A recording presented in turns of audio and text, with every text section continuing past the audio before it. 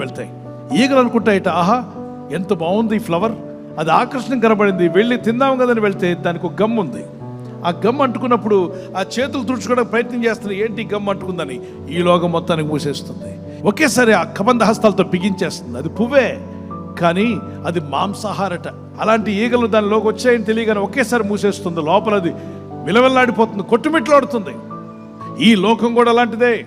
ఈ లోకపు ఆశలు కూడా అలాంటివే. లోక సంబంధమైన సాతాను క్రియలన్నీ కూడా ఇలాంటివే. అది వ్యభిచారమో, జారత్వమో, డ్రగ్ కల్చరో, మరి పబ్ కల్చరో, క్లబ్ కల్చరో, అపవిత్రమైన ఎన్నో పెట్టాడు సాతానుడు. ఆకర్షణీయంగా వెళ్ళి పడ్డావా, నిన్ను పూర్తిగా కబంధాస్తాలతో బిగించేసి బానిసగా మార్చి స్వతంత్రం లేకుండా చేస్తాడు. లోకం తట్టు తిరిగి, పాపం తట్టు తిరిగి అపవిత్రతలకు వెళ్తుంటే ఈడ్చుకుపోద్దు లోకం. ఎందరైతే యేసు వైపు తిరిగి ప్రార్థిస్తారో వారి ముఖాలకి వెలుగు వచ్చిందట, అంటే చీకటి వెళ్ళిపోతుందని అర్థం.